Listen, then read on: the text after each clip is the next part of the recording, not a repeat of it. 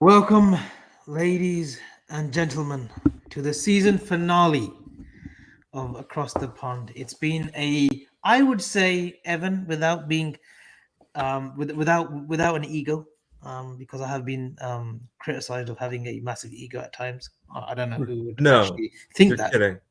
but You're kidding. it's been a great start. It's been a great season one of Across the Pond. And I know I'm using American terminology, but no, it's been a great first sort of season. I know we sort of started in the back end of the second part of the season, but it's been um it's been great. It's been great sharing the sort of co-host duties and having a great partner in crime in Evan, who is the more sensible one, who talks the more sense, who talks from sort of the tactical side of the game. But it's been a great sort of start, and we'll be back next. We'll be back next season as well. Probably on the day of the day before the opening day of the season. But it's all good. Evan, how are you? You've had a bit of a cleanup. I've told you my thoughts on the beard and the moustache, but how have you been anyway, my dear friend? I've been good. I think it has been a not a positive season for Liverpool, but it's been a positive start to Across the Pond. I think considering, Avi, that we started the show in the depths of Liverpool fan base depression. We started what, like late January? We were in the trenches, man. We were in the trenches in late January. It was really bad. There was no reason to smile when Saturday came around.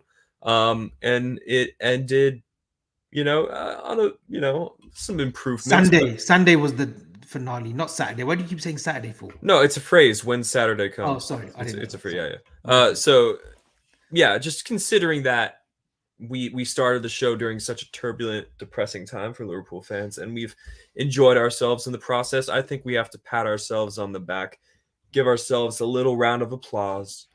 Shout out to all my friends here. Avi's going through saying what's up to everybody. How are you doing? It's a nice, beautiful, sunny day here in the Bay Area. Hopefully, it is the same in Abby's part of California as well. Across the pond, season finale. It feels great. It feels Look, great. look. Oh It's come on! I was getting there. I was getting It's there. like a Here's the character of thing. its own. It's like a character of its own. See, people are missing the moustache.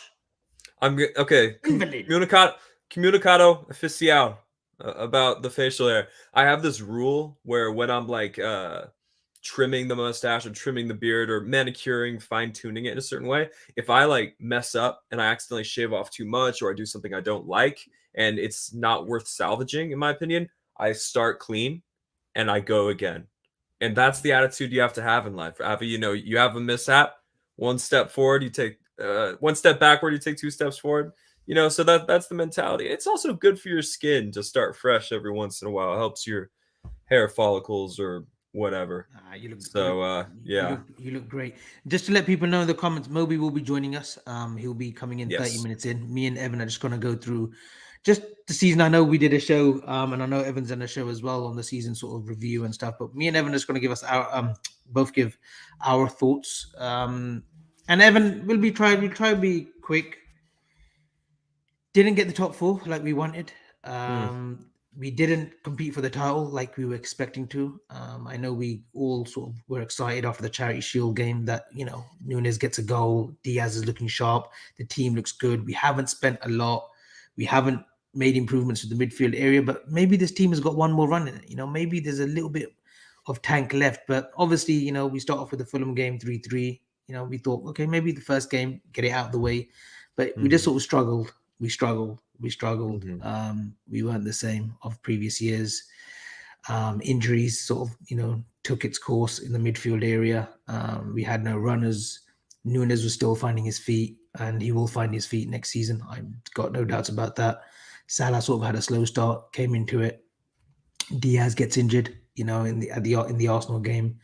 Stefan Bajicic, probably the positive, probably one of the positives of the season. 18-year-old kid playing at the heart of the midfield area. Naby injured again. Matip in and out of the team. Mm-hmm. Gomez only has one great game against Manchester City and struggles again.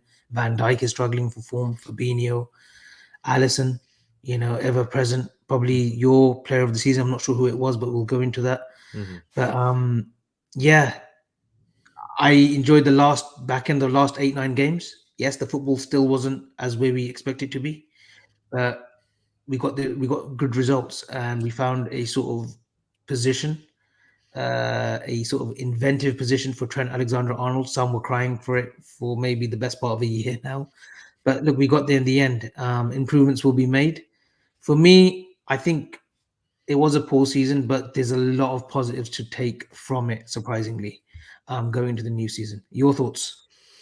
I think the biggest issue for Liverpool is exactly what you just said, and you might be thinking, "Oh, well, I just listed 20 different things. What do you mean?" My point being is that it was the Liverpool's biggest issue this season was a ton of horrible things happening at once, compounding all at the same time. I think things in isolation you can deal with. You know, you have an injury crisis in midfield. Every team has like some sort of crisis throughout the season. So And the cat's coming. yeah, Nice the little cat's coming. The first cat's coming to second check it appearance. out. It's a second cap for the Yeah, second cap what's on the up? show. Beautiful, beautiful. Fucking move. Hey, Um, Evan, come on. Animal rights yes. and the come on, come on. Oh yeah, start. Bloody Yeah, hell. sorry.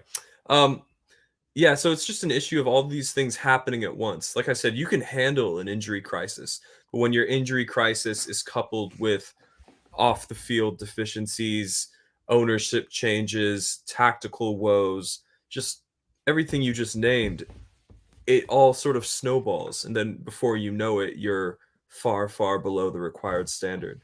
So yeah, it's people, and I've said this on Across the Pond before. People this season, especially, were searching for a punching bag. They wanted their boogeyman. They wanted something to pin their anger and frustration on. For some people, it was Klopp's tactical inflexibility for most of the season. For some people, it was specific players. For some people, it was injuries. For some people, it was ownership and recruitment. But the obvious thing is the wheel of blame is kind of pointless because it was all of those things. So eventually you stop the bleeding. Eventually you can turn things around, but you have to be prepared to bleed out for a little bit, if that makes sense, especially when you have so many wounds, so to speak, metaphorically. Um, Even though we did not get top four, Abby, I think you're right in saying that there are some positives to take. Uh, European football in some form is good because it means more games, which we obviously like as fans. We like to see our team play more, but it also accelerates the rebuild that we so desperately need. You can imagine that if we missed out on all forms of European football, Klopp would be able to justify maybe signing one, two, three players. You know what I mean? He'd be like, "Well, I don't have European football. Why do I need to, spend all this money?" So we do have European football. That's good. I remember on a few weeks ago, maybe a month ago, we went through the last 6 seasons in the Premier League and we saw the points total for fourth just to see, and then we like added them all up and got an average. And basically we came to the conclusion that for the last 6-7 seasons, 68 to 73 points is generally enough to get you fourth. We got 67 points. So we fell one point short of the floor for that average range. And when you look at it, did Liverpool deserve it? Well, I would say our run deserved something, whether that thing was Champions League football or not, was ultimately out of our control, but our run warranted us something. Our run got us a new tactical shape. It took one of our best players and put him in a new role that many people have been saying was the natural progression for his career. And like I said, it also aided us in more ambition in the transfer market. And I think most fans, although transfers aren't the be all end all of their existence, they like transfers. And so, European football means more opportunities at recruitment and more of those desperately needed bodies coming in. Um, and it's different, Abby. I wonder if you agree. Now that the season is over, do you feel better about sports in general? I think during the season, it's so hard for us to stay plugged in on Twitter, plugged into the internet when it's just generally such a miserable place to be. But now that it's over and we sort of get to wipe the slate clean in some places, even though there's no football on, especially this summer, I feel better about it. You know what? It's we as fans, right? And I talk about every fan out there. It's a tough slog for us mentally too. Like we have been with this particular team for the last 5-6 years. We've seen missing out on a final, Kiev. That's hurt. We've seen the glory of 2019. A year later, winning it in Madrid. We've seen the glory of winning the league, becoming club world champions. Winning the domestics. For me, which was a big deal because I grew up on League Cups, FA Cups, Saturday weekend FA Cup final. I'm kind of sort of jealous that United and City are playing tomorrow. Um, and it takes its toll on us because we're so, and this from the WhatsApp group, like when a result goes haywire, we're all like sort of depressed. I know, you're good at sort of blocking it out, but like we're all responding and we're just very, very like sort of negative going into the work week. It takes us in, it consumes us. But yeah, but we need a break from it. People say, oh, we're just finding our feet. We don't want the season to end. No, we needed the season to end as fans as well. It gives us 2-3 months, just to recoup again. I'm looking forward to the preseason games. I know they're dead rubber games, but I love seeing youngsters given a chance. I love seeing the fitness levels from game one up until that season opener. I love seeing the videos that come out when we're in Austria, or this year I know we're doing a little stint in Asia and Singapore and stuff. So it'll be great. It'll be very different without the likes of Naby, Ox, Milner, Bobby, who we've seen in preseason for the last sort of 4 or 5 years. Some big players are leaving, but we've needed that break. We can concentrate on. I watched the Formula One on Sunday. There's always UFC and boxing going on. The NBA, which I'm starting to watch more regularly, and now because of the championship, the finals are on. So it gives us a little break to sort of recharge, and that's why, this is our season finale show too, because I think you need a little bit of a break from me. But look, we have got European football. We have got Europa League football, which will give a great chance to the youngsters, but not only the youngsters, but the first team too. I think he'll mix it up. I just hope that he mixes it up well, because I'm not a big fan. I've never been a big fan of the Thursday Sunday schedule, and especially if we are to mount a serious title charge, which I think we will. I'm very confident that we will be up there again next season. I just hope that Klopp manages the Thursday Sunday. I think that's the biggest issue for me, is how Klopp and the coaches manage the Sunday to Thursday schedule, because that will be there for the best part of the season, and we'll progress. We'll probably see, obviously, some of the Champions League teams come into the Europa League, but it seems as if there's something about that Dublin final next year, Evan.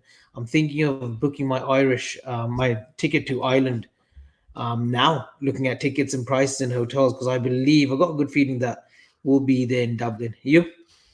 I mean, that just sounds like a lot of money to spend to watch us lose on penalties to Sevilla. I mean, it's just, Oh my God. I know, well, they'll be in the Champions League, But but maybe someone's got to break that curse, right? maybe. I mean, this is the one trophy.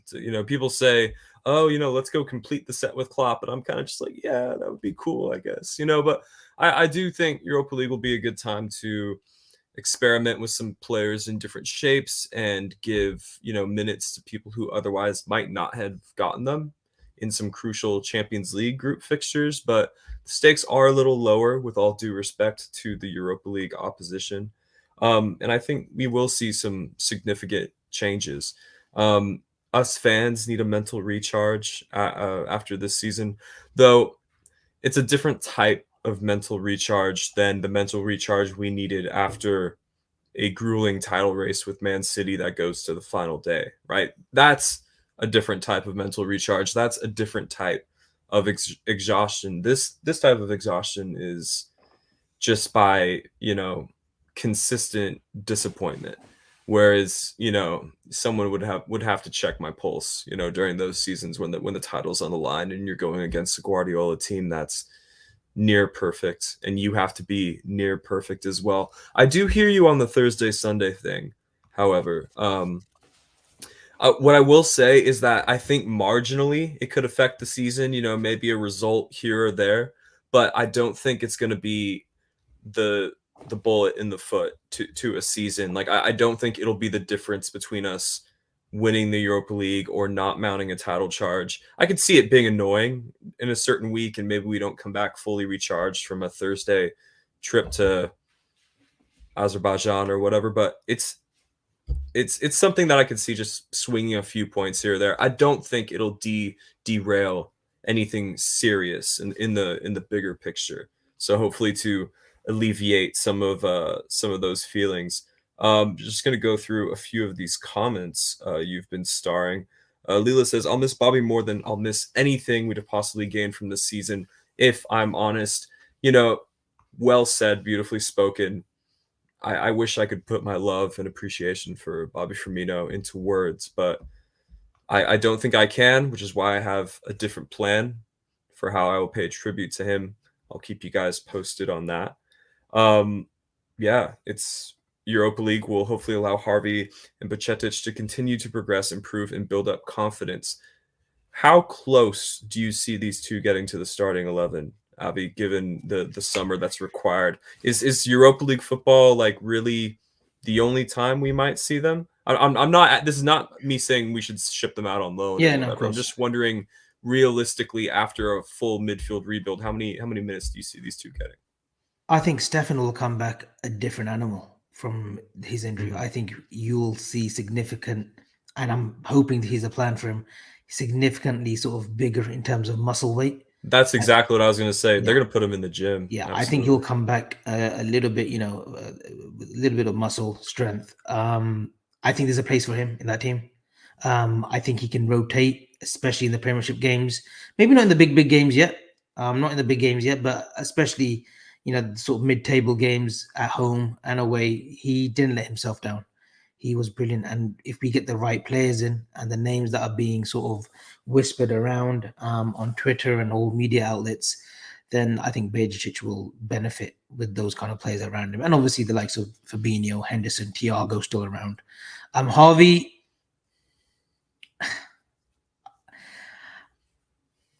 I would send him out on loan. I really do. I would send him out on loan and figure out what's his natural position and to ask the player where he wants to play. We will get to that. You can touch on that in detail. Avi, just go through a few more of these comments if you want to. There's a super chat as well. Teek says, "I hope you don't book a hotel." I mean, fair warning to booking hotels in Dublin. You can go ahead and do the super chat, Avi. One super chat that's come our way, and we'll talk about transfers. Kay, thank you for tuning in, and thank you, and hope you've liked and subscribed. Thank you for the super chat. Thuram and Koné, lads, you think both get down? I can't say it with a straight face now. And as always, the content is amazing and can't wait for Moby. Yeah, the content is always amazing from Evan's side. I'm just the class clown, but yes, thank you for the kind comments and can't wait for Moby. Moby will be joining us in less than 15 minutes. Thuram and Koné, we'll come on to that, Kay. We'll come on to that. Moby will come on and we'll hopefully give you guys a kind of significant sort of update of where that deal is. We meet. Sorry, go. I said, did you want to talk about outgoings a little bit more? Because I think that might be a good segue. All right, outgoings. Just because you mentioned the Elliott thing. Now, I haven't included Elliott in the graphic here. This is just sort of people we could expect to either leave on a permanent or a semi-permanent basis. Calvin Ramsey. Any fixture into him coming into the first team? We've changed defensive shape since he's gotten injured. So what a defender now has to be for Liverpool, both as a right back and as a center back, has changed dramatically in the last month or so. Do guys like Vandenberg over there on the right and Ramsey, do these guys have any sort of fixture in the first team, do you think? I think maybe because the homegrown Sepp is definitely in within a shell. Adrian's been kept on, and you believe he's probably been kept on because he's a personality. He's probably on very low wages, third goalkeeper. He's not going to complain, and he's a homegrown player. So Adrian does qualify as a homegrown. It'll be interesting to see whether Sepp is retained, but I think Sepp's at a level where he should be playing first team football. He got back from injury for Schalke. He had a good sort of back end of the season, 5-6 games, where he's looked sharp. He looks fucking quick, Evan. Mind my language, but I don't know where this pace has come from. Even at Preston, there was a few fans on their sort of channel and on their sort of Twitter feed where they're saying that Sepp van der Berg he's got a bit of speed on him. So interesting to see where that goes. I feel that Conor Bradley's loan at Bolton, we were on a show with Neil Jones, he's probably leapfrogged Calvin Ramsey as of now, just purely the basis of Calvin Ramsey's had horrific injuries. Not horrific in terms of leg breaks, but the ACL is a big injury. and the growth issues that he was facing with his back. So I think a loan for him in a competitive league, championship or the Premiership, not, maybe not. He won't. I don't think there'll be teams looking at him. Not saying that he's not quality, but I think Championship where he gets 40 to 45 games, similar to Conor Bradley, get some form and then definitely be within a reckoning. I think Klopp will still play 4-3-3 next season at times, at the best of times. But we are experimenting and we're hoping that, with Trent in this new inverted role, that it's a mainstay. But yeah, I think Sepp and Calvin Ramsey definitely, I think Sepp may be sold and then Calvin Ramsey loaned out. Another guy who struggled with some chronic injury issues, Cade Gordon. Yeah. Do you see a loan in his future, or is he still young enough that Klopp might think academy this year, championship loan the following? Again, 18 years old, and he's missed a crucial part of his development. 1 year of football. We won't go into it. He's had issues, and all injury related and illnesses, but I'm hoping that he gets again a loan. He's a talent prior to this year, prior to the year that he's been injured. He's a huge talent, big up to Kieran Thorne when he was at Derby. Kieran Thorne, one of my friends and on Twitter as well, he mentioned Cade Gordon at Derby and said, this is the lad that we need. And we've seen that potential as well. He scored a FA Cup game. Klopp trusts him. He's played him in a few League Cup games as well in the season that we did the domestic double. So Cade Gordon is one. Again, will need to be. I'd love him to have a good preseason, assess where he's at. Maybe he still needs to stay at the club at Kirby. Maybe he gets a chance in the Europa League games, League Cup games. He's definitely talented enough to play in the group stages, and then maybe get sent out on loan next January. But interesting, definitely interesting that you've put him in there. The midfield duo, you got Leighton Clarkson, who's been at Aberdeen. Leighton Lam Clarkson. Leighton Lam, sorry. Tyler What are your thoughts before we come to the midfielders? What are your thoughts on the three that we've mentioned? I agree with you on Sepp. I agree with you on Sepp Vandenberg and that he could be a wild card for that homegrown spot. I know he's been injured for Schalke, but Schalke's not a low level of football. We're not talking, it's a top 5 league in Europe. So I think Sepp could end up staying in a squad rotational capacity. Calvin Ramsey is so tough to say because not only has he had a serious injury, he has chronic growing injuries on top of that. So it's so hard to say what physical shape he's going to be in come the end of preseason. Who knows? It's such a wild card. Same could be said with Cade Gordon. So Cade Gordon, Calvin Ramsey, I really have no idea. Sepp Vandenberg, my gut tells me he'll stick around in a squad rotational capacity because he's coming off of that injury, Avi. It's not like he holds some sort of transfer value. If he had made 30 appearances for Schalke this season, we could maybe, justify asking for 15, 20 million or something like that. Tyler Mortinho, decent spell in Blackburn. I've talked to some Blackburn fans. Most had good things to say about him. Some did not. I don't see him getting into our midfield. I think there's a player there. I think there's a player who's playing in Europe's top 5 leagues at some level. Whether that's for us, I'm not really sure. Leighton Clarkson, Aberdeen's just not high enough level. I just doesn't seem to be fancied by any of the first team coaching staff. So I see a pretty quick sale happening there. Morton, tough to say. The bombshell of the last week has been Fabio Carvalho. Some really confusing articles from reputable sources that I think had tons of conflicting statements. It seemed that the club wants to keep him, but he wants to leave permanently, but he also wants to stay. And wait, no, the club actually wants to loan him. All we know for sure is that Klopp thinks the mentality on the kid is great. And what the club wants to do with him, I don't think the club knows what they want to do with him yet. I don't think they know if they want to cash in now. I don't think they know if they want to loan him. I really just based on those statements. If that's true, if what you're saying is true, and obviously we're talking hypothetically that we don't know what the club wants to do, is that unfair on the player, leaving him in limbo? Like, listen, we don't want to get rid of you, but we also we don't think you're going to be ready for next season. But we don't want, we think your potential is there, but we don't want to insert a buyback clause either, because buyback clauses, they hardly ever work. I don't think we've ever sort of activated one on previous players. If we're still in limbo a month or two from now, Avi, yes, that's unfair to the player, because we need to look deep within ourselves, figure out our own recruitment before seeing if there's a place for him, even though, publicly, apparently there isn't, but apparently there might be, but we don't want to lose him permanently. It's so confusing. All we know is that Klopp, like I said, thinks the mentality on this kid is great.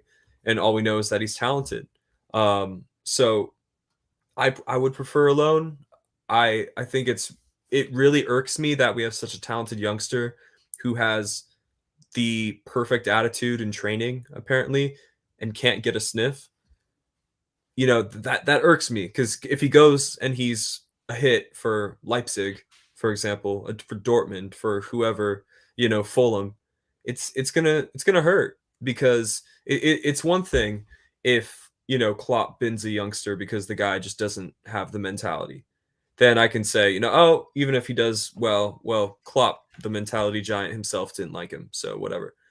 This dude apparently is mentally very tough, has a great work ethic, has very professional even when he's not getting minutes.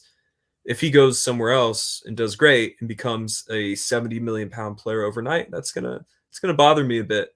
I just feel like we never got to see him really. We never got to see what his pathway could look like.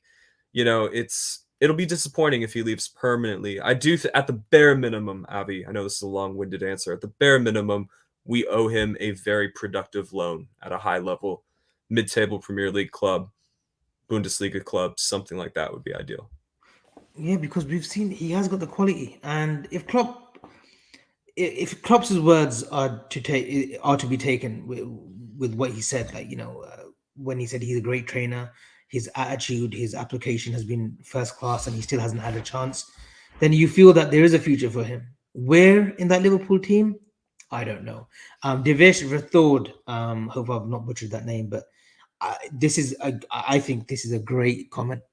He reminds me of the Suso situation. Yeah, Suso had his fair share of games under Rodgers that first 6 months of Rodgers' tenure, and then he was sent out on loan to Almeria, had a good loan there, and then came back, never got the chance. I know there was contractual issues. He signed for Milan, and that was that. But and congratulations to Suso, by the way, just became a Europa League final winner with Seville. But yeah, no, I don't want him to be sold, Evan. I do like him a lot. I think there is something in the lad that makes me think we can't give up on him yet.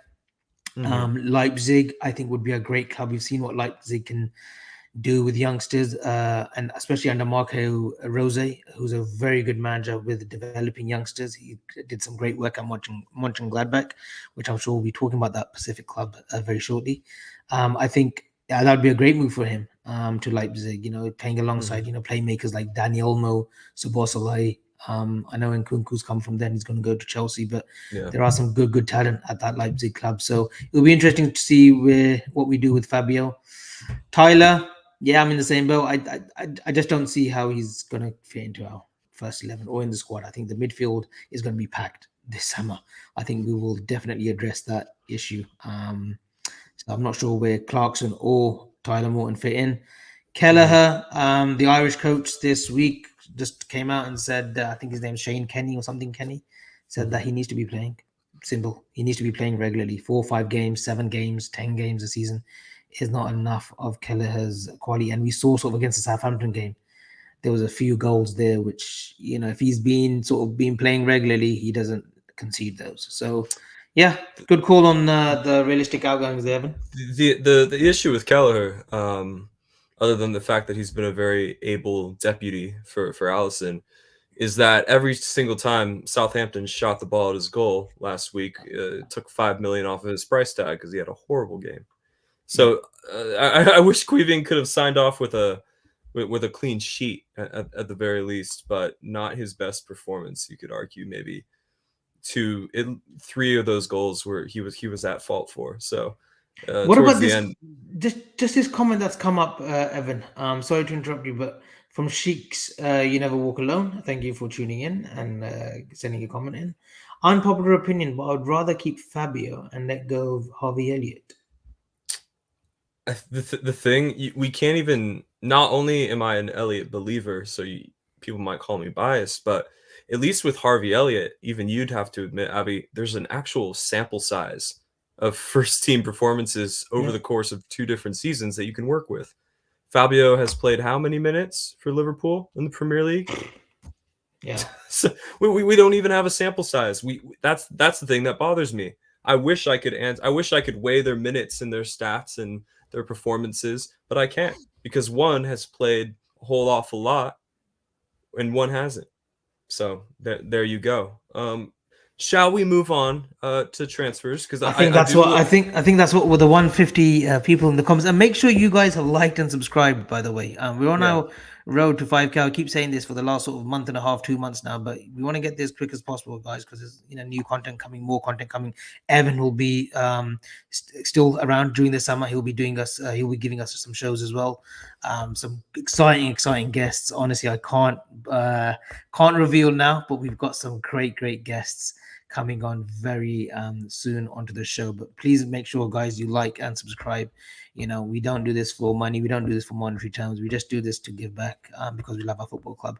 But yes, Evan, I'm going to let you take the next sort of 30 because I know this is your exciting bit. It's exciting for me, but I'd rather me take a back seat because I think people have, they're sick and tired of hearing from me. So I'll let you take over. Of course, and I believe now it is time to welcome our guest as well, who appears to be in the studio. It's Adam in here. This is Moby, everybody. You're all probably familiar with Moby, but introductions are in order.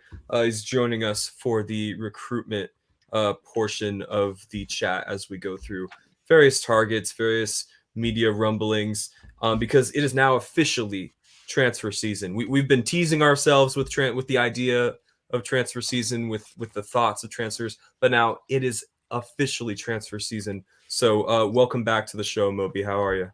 Good afternoon, good evening, good morning, maybe even to everyone that's tuning in. But thanks for having me, guys. Of course. Moby, just before Evan starts, Moby, if you're reading the comments, there's a lot of love for you. So there's a few Moby, big love. Moby comments, big up. I appreciate it. I just want to say, listen, man. I'm just really happy that our fans are happy for a change because this has been a tough season, and last summer was it's a bust. Let's be honest. Other than Darwin, it was pretty much better forgotten. So I'm just happy that everybody's feeling this buzzing. It's just good vibes all around, and I think you all deserve it. So shout out to all you guys.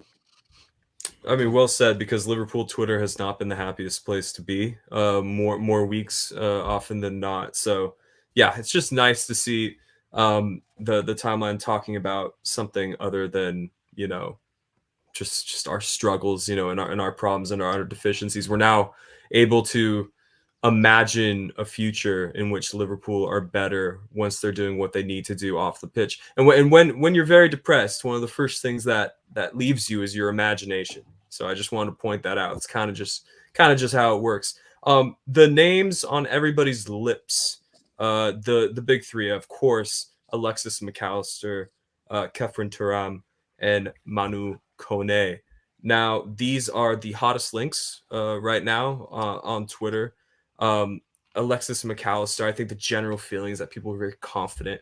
It's a matter of when, not if. And then the two new names to hit the airwaves this week, Thuram, Koné. I mean, these are also some very, very exciting talents. And, there's some debate over profiles and whether or not these are the types of midfielders Liverpool could be looking at. But I pointed something out just yesterday or the day before. I think that we have these preemptively concrete definitions of who players are and what their profiles are and what they would do at Liverpool. And it's never quite as simple as just taking their profile, their numbers, their roles at their respective clubs and transporting it into Liverpool's system and seeing if it works. You have to have some more imagination. There's that key word again. You have to have some imagination over what they could be for Liverpool. And the example I used is Wijnaldum. When we recruited Wijnaldum, this guy was not a player that played deep in midfield. He had done it before, back in Holland, before his move to Newcastle.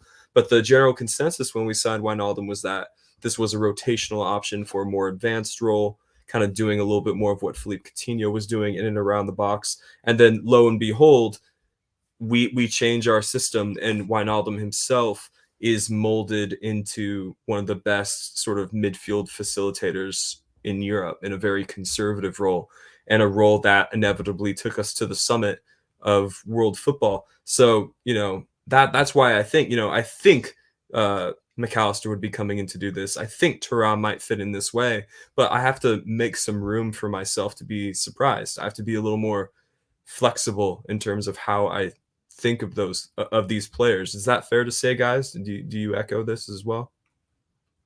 Does Bobby want to take that? Yeah, I think that's a really fair assessment. I think there's been some players. Moby, sorry to interrupt you. There's a little bit of distortion. There's a little bit of distortion from your audio, just a little bit. I'm on my AirPods. It's really strange. Is that better now? It's just still a little bit iffy. Still there, mate. A little bit of crackling. Let me try this. Is this better now? Better? Yes. Still there for me. Yeah, still there a little bit. Why don't you take this one, Avi, while Moby Let me just come back to you guys. Yeah, of course. Look, 3 profiles, Evan, that would seemingly fit our team very, very well. I don't think there's any doubt over Alexis McAllister. Is it Alexis McAllister or Alexis McAllister? I'm pretty sure when you say it in flow, it sounds like McAllister. It's got the normal sort of Kevin from Home Alone, McAllister. There you go. Sure. There you go. I think, I don't think there's any issues with Alexis anymore. I think that's a done deal. And the 2 that have been mentioned, Manu Koné and Kefren Thuram, 2 great profiles, 2 very good friends off the pitch as well. Thuram, we've already waxed lyrical over, his father, the World Cup winner, the Euro 2000 winner, Lilian Thuram, absolutely brilliant player. Played for Parma, Juventus, Barcelona, and his son, 2 sons, Marcus Thuram as well, very good footballer at Mönchengladbach. He's a striker.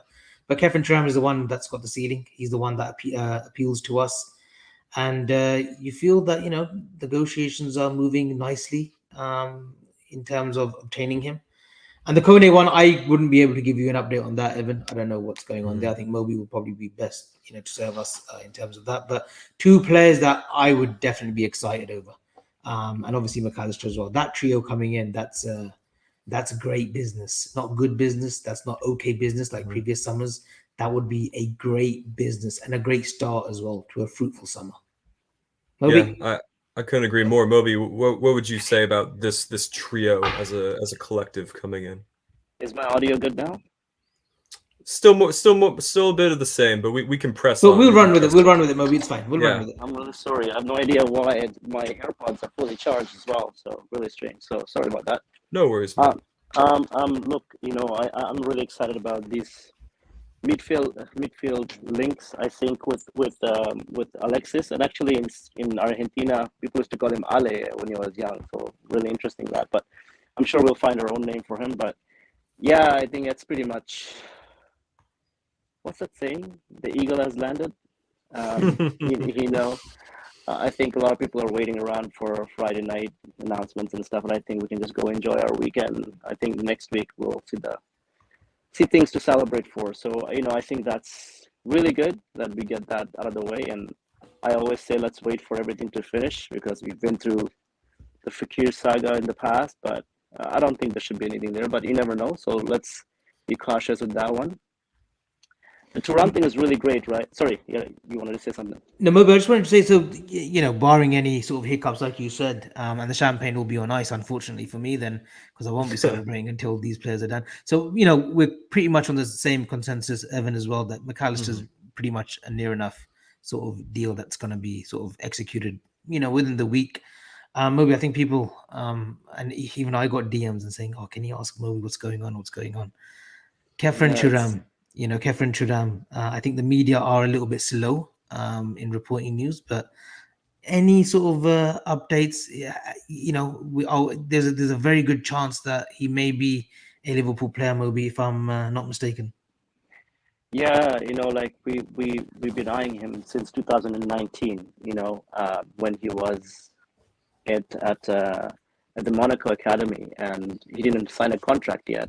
So there was a lot of opportunity to sign him on a free, so to speak, first professional contract. But obviously, his father decided that it was better to be in Europe or France or close to home as you're so young. So I think the interest is quite long. And I think having, again, I think this year we've really gone after players that seem to have fathers that are really, moving along their careers. And I think that's a really nice sign because it's a good sign of maturity. It's a good sign of character, not generally, just agents fooling around, doing the best bidder kind of thing. And don't get me wrong, fathers also look up for the payday, and that's just what happens.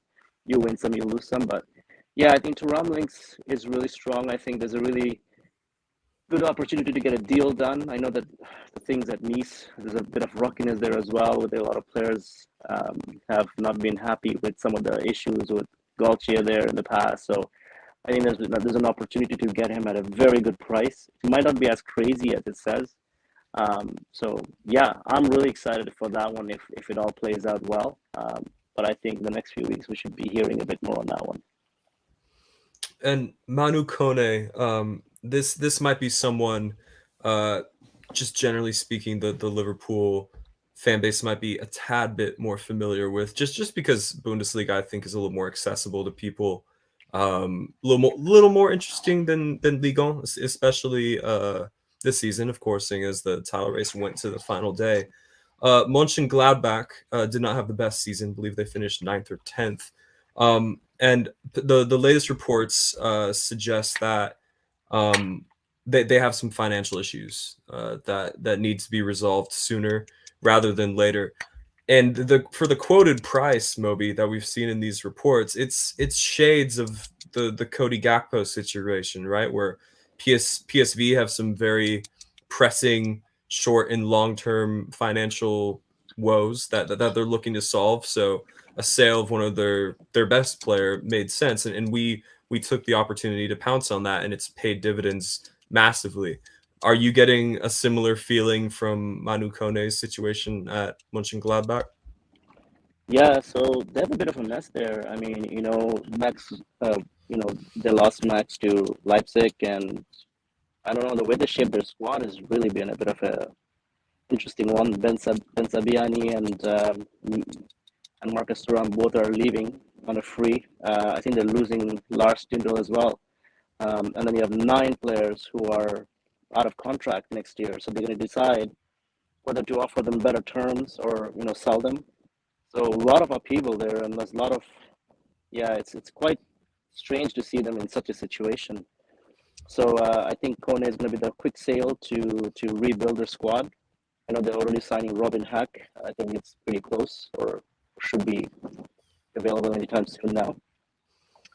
So yeah, I think we might be able to take advantage of that and then get that on a good deal. And I think having George Schmadtke there, who obviously knows the market really well, and a bit of a, he's just there to negotiate. I think we might be able to pull a quick one on that one. So yeah, I think it's really promising, that one. Yeah, definitely for me. And Moby, we've talked at length about this just personally. It feels like both players, maybe more Thuram than Koné, but both players seem to have been widely misprofiled by Twitter. Surprise, surprise. Of course, they've been misprofiled because people just generally don't watch football outside the Premier League, much less outside of Liverpool.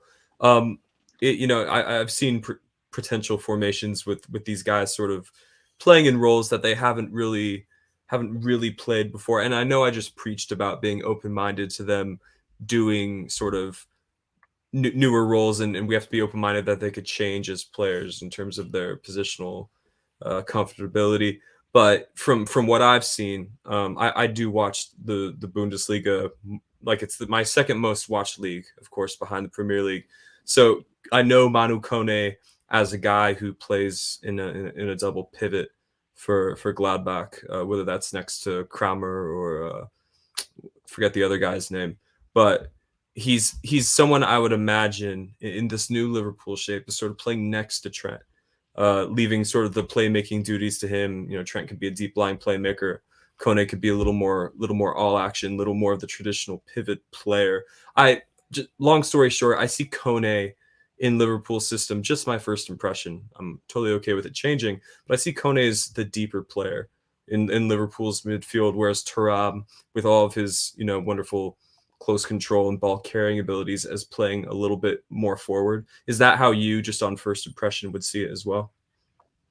Yeah, I mean, look, Koné's take on numbers are just crazy, right? They're like he finished the season on the 96% percentile. But honestly, I feel like whenever we sign someone, I think we all spend a lot of time wondering where they're gonna play, and it's just such a futile exercise because it always changes. I mean, Koné Gakpo spent half the season playing as a left winger, and then he comes to us and he's playing as a 9. I mean, like things change when they come to Jurgen Klopp's, team. And I always say the only position in Jurgen Klopp's team is versatility, and it just means that you'll play where we need you to play. And I think that's why these players are profiled and they're chased, because they can play multiple positions.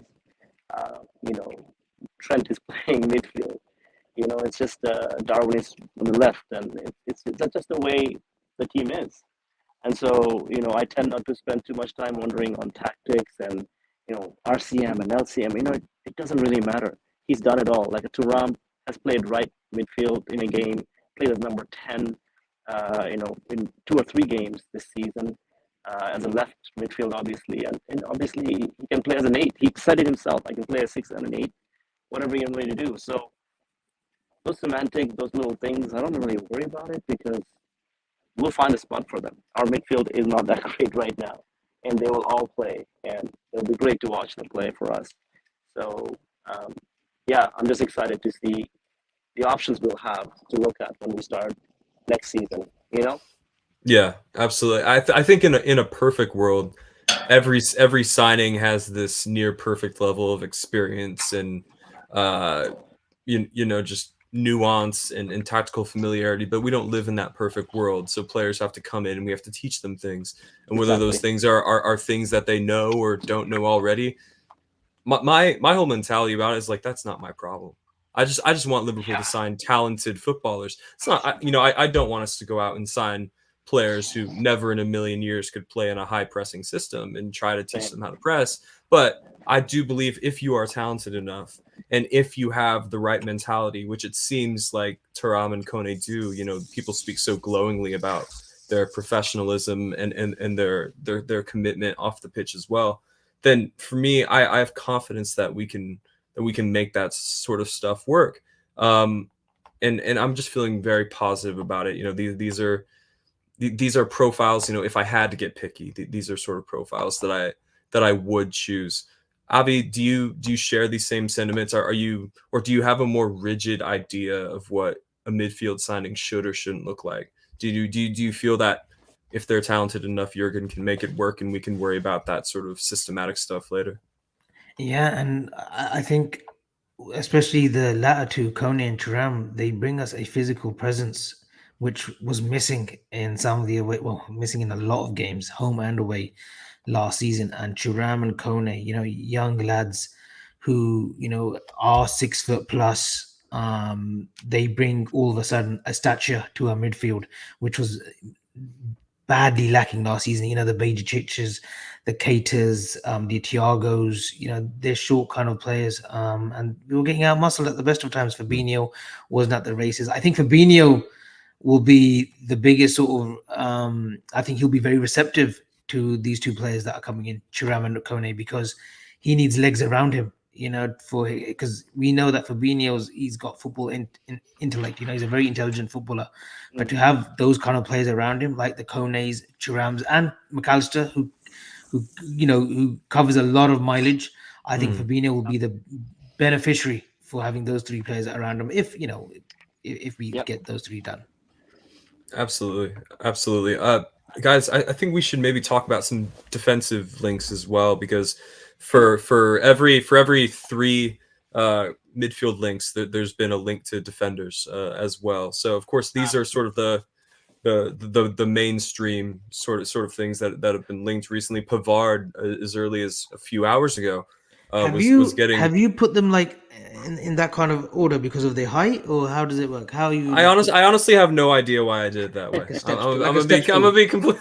I wish I like a staircase. Guys, no, it's like can I just add one note before we move on to defenders? Yeah. I would just say, don't be surprised if we sign 4 midfielders. I mean, I know it sounds like crazy, but don't be surprised. Because some of the conversations happening with other midfielders are also moving.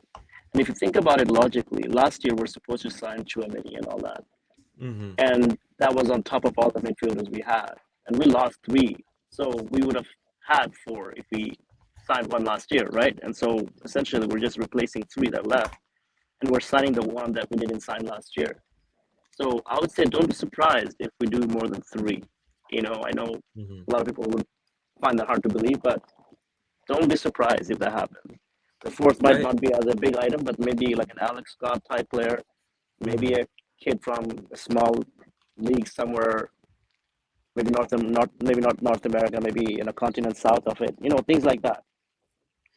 Is that you, Moby? Is that you kind of dropping a hint that a certain Fabrizio Diaz could come into the sort of I wish, reckoning? Huh? I wish he could come as a brilliant talent. But yeah, like absolutely don't be surprised if that happens. You know, I think if you think about it logically, it's not that far fetched. No, if I think it makes sense because if you look at the wage bill and you just look at the amount of players leaving, and then you look at the wage space they're currently occupying, you know, Milner, Oxlade-Chamberlain, Keita, although playing bit part roles mostly for the last 2-3 seasons, that's a lot of wage space freeing up. So you have a lot of wages to work with, and then you have on top of that, like I said, you have Europa League football, so you have the amount of games and the amount of money to work with that can justify 3 potentially 4 bodies like Moby is saying. So it makes sense to me. And, you know, I mean, I'll take a 4th midfielder. Why not? You know, who's gonna say no? You know, certainly not one of us. And yeah, Avi, I don't know why I've positioned them like a Verizon commercial. I actually was going to give you praise. I thought you might have done it because of their heights, but I've just realized that. Well, I mean, Julian Timber's shorter than Inacio, so I thought no. Yeah, Timber's about your height, Avi, so he's pretty short. But then Benji Pavard, not Benjamin, Avi. Benji Pavard was linked a few hours ago. I'm not a huge fan. I'm gonna be completely honest. I'm not crazy about him. When I've watched him play, I haven't really been too impressed. I will say I do think he's the right type of profile if Liverpool are sticking with this back 3 in possession type thing, because he's good on the ball. He can play right back. He can play center back. Maybe in this system we'd be asking him to do a combination of both. So it does seem to be the right profile. And if you go down my little defender slide here, you'll see players who are kind of doing the same thing. You know, Mickey van de Ven of Wolfsburg, you know, he's played center back and left back for them in this season alone. Jurriën Timber, right back and center back as well. Inacio, I'm not quite sure if he's done spells at left back or right back or not. I'm not an expert on him. But you can see there's a bit of a common theme for the first 3 names there. I know you like Pavard, Avi. You know, we had a little bickering session in the WhatsApp group about it only a few hours ago. You got me all hot. You got my blood running right before the show. But I'm potentially interested in the next 2 guys, Timber, Van de Ven. So Avi, can you try to justify Pavard for me? What are you seeing that I am not? I just think technically he's a good player, Evan. I think under Nagelsmann, I think the whole team individually they suffered, but I think he's a good player. He's versatile. He can play left back as well. In a 3 right back, we've seen him obviously score that wonder goal, 4 or 5 years ago for France. But I think he's a very consistent player. I think he's a 7 out of 10. He's living off of that goal, Avi. I'm gonna be completely honest. No, I actually like him. I would love to see, and I thought you would have done this, but it's okay. I'm letting you off, and I'm being very nice to you today. I would love to have seen some of his defensive duels percentage. Maybe you could do that in the coming week or so. Nobody likes stats, man. Nobody likes stats. I love your stats. I love your people stats. Don't like stats, you know. No, we love your stats.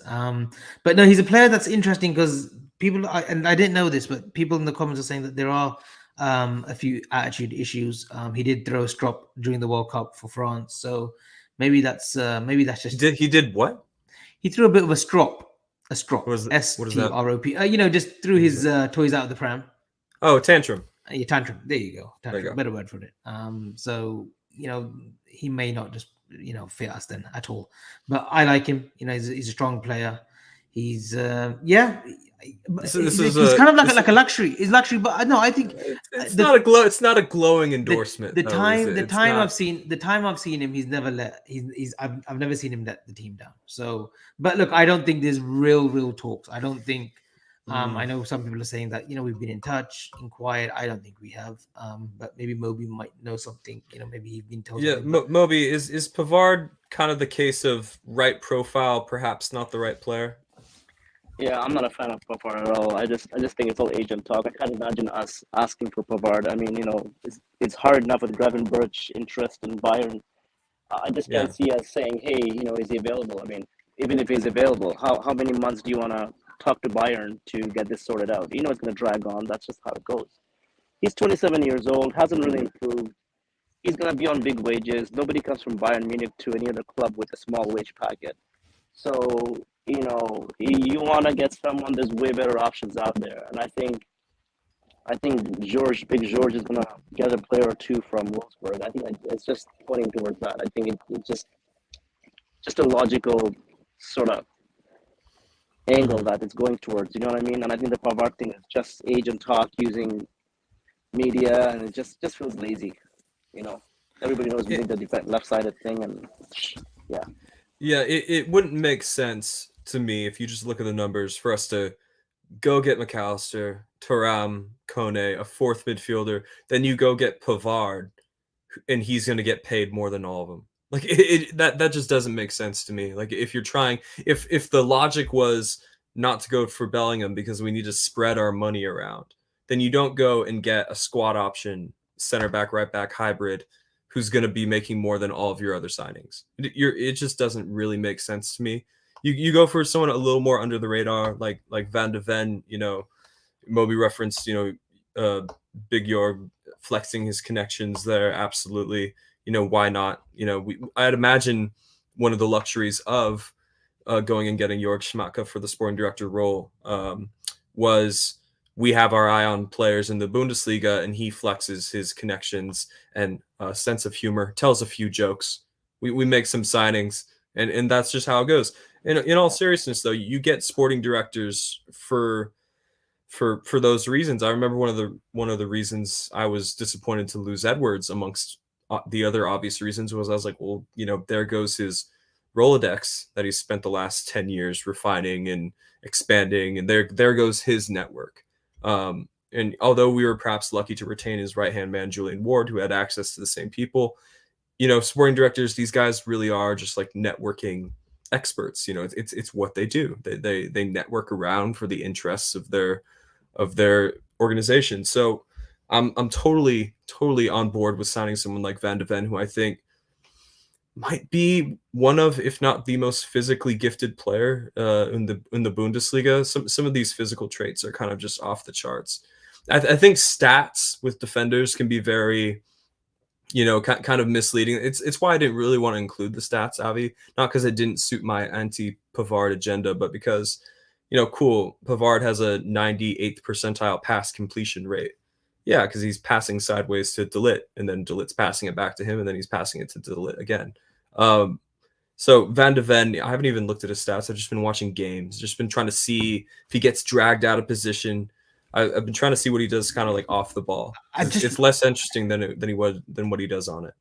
I've not seen Mickey Van de Ven apart from that one clip where he runs as quick as like Usain Bolt to get on the line and he blocks the shot. Thoughts? Is that good? Either of you thoughts? A player worth coming in and doing a job for us, more than a job for us? Van de Ven, I think it's the case of the right profile who I think comes in for a similar hypothetical price tag to Pavard and gets paid a lot less. And also he's significantly younger, I think 5-6 years younger, and he has that room to grow. Like Moby said, after Pavard went to Bayern, I haven't seen him become a better player. If anything, I've become less and less impressed by him as time has gone on. So Van de Ven is someone I can absolutely get behind. Though I don't think it necessarily spells the end for Andrew Robertson in the starting lineup. You absolutely do need competition. And I do think sort of a left-sided center back hybrid would be something that I would welcome as a summer addition. I don't know if Moby feels differently. Is Van de Ven someone you're a little more acute to, Moby, over Benjamin Pavard? Yeah, I think Van de Ven is a good profile. I think it's really surprising that a guy that's 6'3" only wins like 10% of the aerial duels. Yeah, It's a really yeah. strange. But again, those things can always be improved upon. I think it'll all depend on fees. Like if Wolfsburg doesn't want to play a game, and I don't think any club wants to give their sporting directors a discount. It doesn't go like that. So, and it's not like you can just force them to sell someone just because you're dealing with George market. Like that doesn't work like that. So I think if the fee is right, we'll move. If not, I would say keep an eye on other options like Milos Kerkez. I think that's someone that we have really scouted heavily this last season, and he's from the Dutch league. AZ is actually an incredible place to develop players. His price tag is around 15 mil. Really strong, really young, like top-notch, quick, smart dribbler, like attack-minded left back. He's tall enough to maybe even put a shift into a LCB, like if there's a need for it. So, someone like that Benfica almost got it done, but because of the Premier League clubs now chasing him as well, they've dropped out because they can't reach the wages and stuff. So I think if one of these options don't work out, we'll be quick to move into the other ones. And Inacio thing is also there, and some of the price tag for the Van de Ven is almost close to Inacio. Then it makes you wonder, like, do we just go for the other one? So there's a lot of, I think, question marks on the numbers and who wants to play ball with us, and I think that will really determine who we end up getting. And don't be surprised if there's somebody on the right side that we get. So I think there's a few surprises coming, guys, and I think the obvious is already there, but I think there's some surprises in store that we haven't really thought is that ahead. Yeah, I'm a big fan, Moby, of Milos Kerkez. He was at AC Milan. He went to AZ, and that's AZ Alkmaar. That's where he's found his feet. He's bloody quick as well, and I think he would be the natural successor to Andy Robertson. I like the player a lot, so that's definitely one. And I think, like you've mentioned as well, Moby, a deal did fall through. I think was it for to Benfica? I think he was meant to go, and that's fallen through. But Yeah. I think he's got a whole host of clubs looking at his signature. And that's right. That's right. Just on a side note, he's posted something that suspiciously looks like a farewell tweet. It reads like a farewell to the fans. I'm just seeing it right now. This is sort of the top quality investigative journalism you can come to expect on this show. I've just gone on Twitter and I've seen that he's tweeted something. So there you go. Exclusive scoop here from Soccer God. From Soccer God. Soccer Across God the pond. Soccer Scoop God. There you go. Soccer Scoop God. Milos Kerkez has tweeted within the last 48 hours. He's just gotten a new follower, and it's me. I think this window we might end up with a couple of youngsters that I think nobody's thought about or looked at or mentioned, and I think that shouldn't surprise anybody either. I think a good club should always sign young players and ready players, and I think this window might bring a player or two that's young and that's really high potential. So it's something we've lamented, right, Moby? We haven't been doing enough Milos Kerkez's. To use an example, there's been plenty of times where you would look at it and you would feel, why can't Liverpool be a bit more like Brighton? Why can't Liverpool be a bit more like Benfica? Because it's not like Brighton, Benfica, Dortmund, whichever of these top quality sort of feeder clubs. It's not like they have access that we don't. It's not like they have scouts and we don't. We are just, for whatever reason, over the last however long, we've chosen not to go down this route. And you would have to think a club our size, with the luxury and financial might that we have as an institution, eventually you have to take these smart risks. I've almost gotten sick of saying it, Moby. I hate the words smart risks, but hopefully it sounds like Liverpool could do some smart risks this summer. Let's keep our fingers crossed. I think so. I think with the outlay that we have, it's almost inevitable that you'll have to take one or two smart risks to balance out the amount of spending that we will do this window. Especially with a few outgoings, I think that makes it more appealing and more of a chance that we will take. So I'm most excited. Everybody knows I like young players and the potential, and I think that's just the most exciting ones. You know, the ones you don't put a lot of money out for, and they just turn out to be great. And I think that's a great story. Everybody loves underdogs, right? So I think those are the ones that will excite me the most, other than the big names. And don't get me wrong, like I want the big names, but I think this window might bring a surprise or two. It's just real quick, Avi, before you come in, I just want to say it's kind of what I expected when Jurgen Klopp came in, because his reputation at Dortmund was, here's Robert Lewandowski. Who's that? I've never heard of him. Well, he was playing in the second division in Poland. Oh, okay. Well, now he's one of the best number 9s in the world. That's kind of just what I expected. So when Liverpool, for example, were getting linked with Marco Grujic, and that was like the first time there'd been a transfer rumor in like the Klopp era, I think.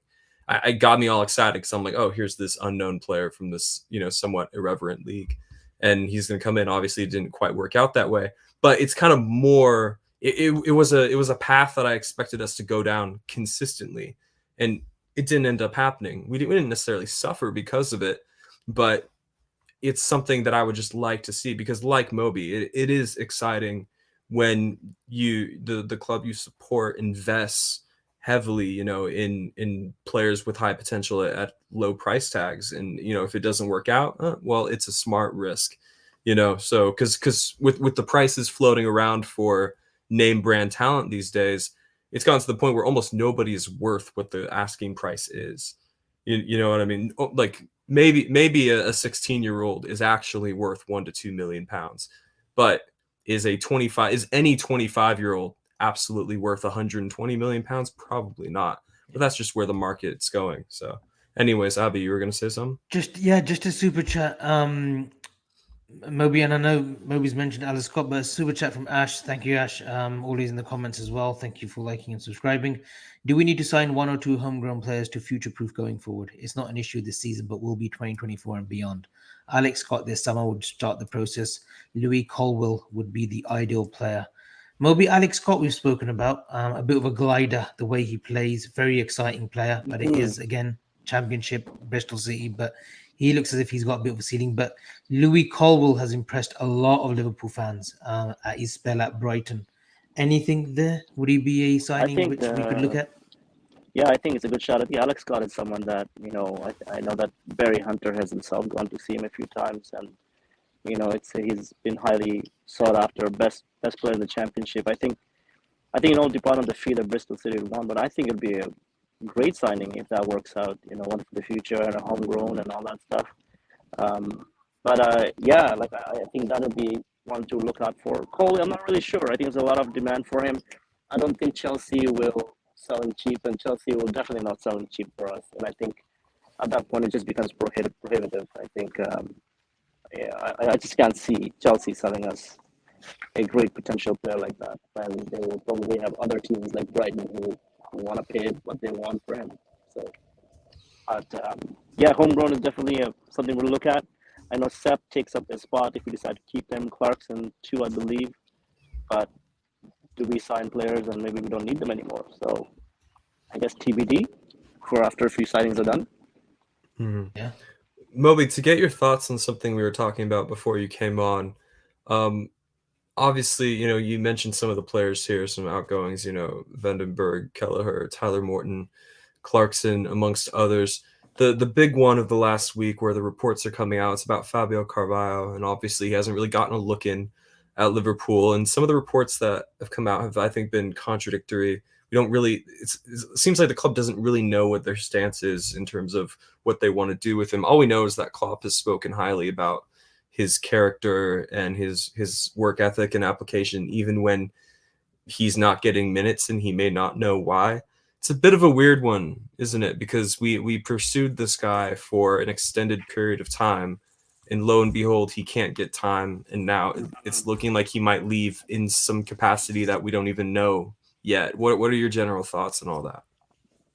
Yeah, for me it's a little disappointing because, as you know, we don't sign a lot of high potential young players. So when we do sign them, it's like exciting. It's like, oh yeah, we're doing this. And we went through a lot of hoops to sign him. His brother was his de facto agent.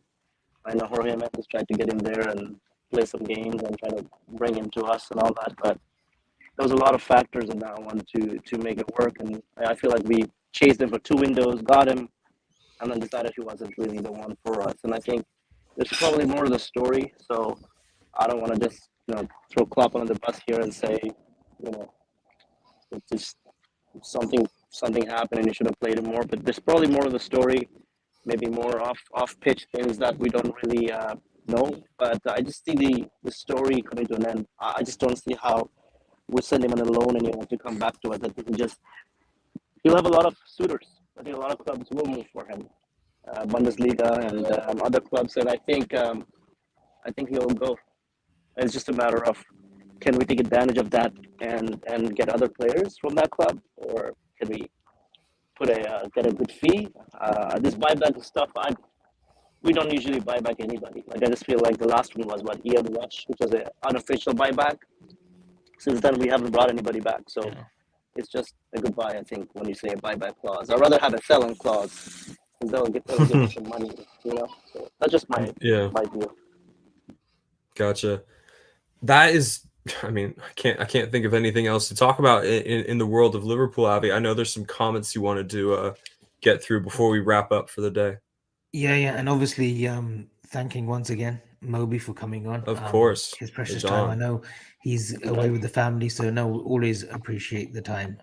Moby, there is one last comment. There's 2 comments. One's from Asim, who's the founder of the channel, but one from Bazaar. He says he needs a good feeling. He needs a good feel to Ram confirmation right now. Is there anything that you could give him just to settle his nerves, and probably a couple of other Liverpool fans? I say a couple, but probably the majority of Liverpool fans in regards to Kefren Thuram. Man, I mean, I wish I could tell you guys that it's going to happen tomorrow, but I think it's premature. I would love for that. That would be by signing of the season if it happens. But look, I think again, I think the good thing is that we started work early before a lot of other teams, and I think that's the best thing that we could have done. And I think that should be giving us a leg up, just like it did for Alexis. I know there's other clubs that wanted him. So on that regard, it's a good feeling, and I think next few weeks will probably give us a good indication of where that is. I think we can make a good deal there. I think Nice will play, and I think we'll have a good deal there. But again, you can never really say. I don't like saying lies to make people feel better. I don't think that's really good. But let's stay positive. I think let's get one done next week. Hopefully it all goes well, and then we'll carry on with the others, and I think we'll be able to celebrate more. So for now, Moby, I'll just hold off the cat clock then. I'll hold it off for a while. No TikTok cat yet, Avi. I know it's burning a hole in your pocket. The TikTok cat. I know. It's a great gift. It's a great gift. I love it. GIF, is it GIF or GIF, Evan? GIF. Both are correct. Both are correct. Both are correct. There you go. Use what you want to use. One comment from obviously Asim, who obviously heads the channel, just about to go on a pitch. I think he's playing 3-a-side or 5-a-side today and showcase my own skills. But just wanted to say thank you, boys, for an amazing show throughout the season. Enjoy the break. The last bit, there is no break. We're going to be relentless throughout the summer. Evan will be on a few shows with some special guests. That's Evan, that is. And, I think a quiz of some sort, Evan, is going to be implemented or developed by you during the preseason. I've been working on like a quiz type thing. I've been trying to like brainstorm like quizzes, because I actually did a quiz at a pub here in SF that was multi-sport related, so not just football. And it flowed really well, so I might try to hijack that idea a little brilliant. bit. And you are, and I'm paying you a lot of compliments today on the season finale. But I know this is a record. You are the king when it comes to drafts and quizzes. There's no dispute. Even I can't even dispute make me blush. But man. guys, ladies and gentlemen, it's been a great show. Moby, once again, thank you. We've got to get you some HD speakers though. The crackling did continue, but don't Sorry, worry. I'm just by the lake, and I think that's probably causing an effect on the thing. So apologies again. No. You know, I hope you guys were able to hear me okay. Oh, Thank you for no, having me. I you're appreciate brilliant. it. No, always, you're welcome to come course, anytime, Moby. And obviously, Evan, it's been great, hasn't it? You've been very patient with me throughout the season. The tantrums, the voice notes, but you're a great partner to have. You're a great partner in crime. For all the flack that I give you, I wouldn't want to do this on a Friday. Honestly, I wouldn't want to do it with a better partner than you. Both stateside, both in California. Awesome. It made sense. But no, I'm going to let you close out the credits because I'm sure you've got a sentence or two to pay me. Of course, a nice of course. All I'm gonna say, my last statement is, I hope somebody clipped that because it's never gonna be said again. From California, it's been Across the Pond. Thank you to the panel. We will see you guys next time.